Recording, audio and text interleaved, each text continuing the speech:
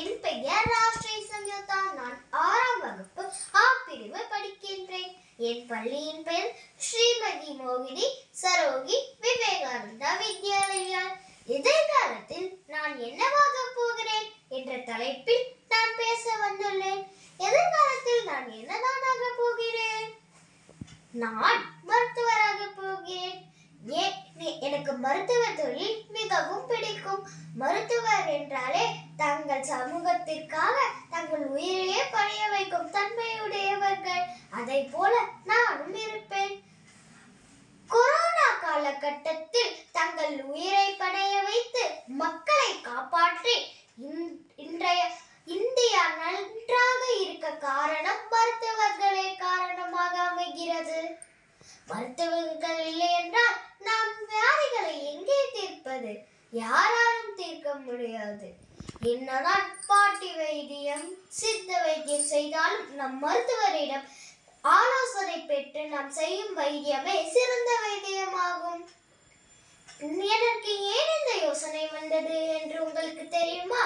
எனது ஆசிரியர் ஒருவர் ஒரு கதை சொன்னார்கள். அந்த கதை உங்களுக்கும் சொல்லட்டுமா? சாலை ஓரத்தில் தொழுநோய்வாய்ப்பட்டு ஒரு சில பேர் உட்கார்ந்திருந்தார்கள்.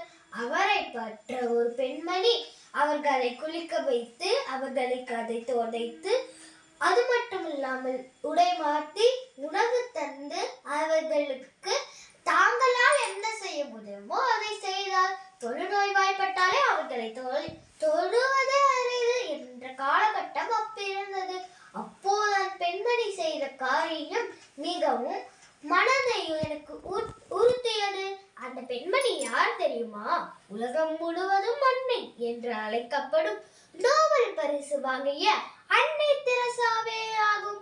அவர்களை ஊற்று துணையாக கொண்டுதான் நான் இதை யோசித்தேன். நான் மருத்துவரானால் நான் என்ன செய்வேன்? நான் மருத்துவரானால் ஏழைவாசிகளுக்கு எளிதாக மற்றும் குறைந்த செலவில் மருத்துவம் பார்ப்பேன். எனக்கு முதலில் நான் காசே இல்லாமல் தான் அவர்களுக்கு வைத்தியம் பார்க்கலாம் என்றேன். ஆனால் இப்ப இருக்கும் காலகட்டத்தில் அது முடியாது என்று நான் புரிந்து கொண்டேன். குழந்தைகளுக்கு ஏன் இந்த நோய்கள் வருகிறது என்று ஒரு பள்ளிகளுக்கும் சென்று ஒரு சிறிது நேரமாக அவர்களுக்கு பேசுவேன். அவர்கள் எது சாப்பிட வேண்டும் எது சாப்பிடக்கூடாது என்பதையும் நான் கூறுவேன். பெற்றோர்களுக்கு ஏன் இந்த நோய் வருகிறது, உங்கள் கவனம் எங்கே போகிறது என்பதையும் அவர்களுக்கு கூறுவேன்.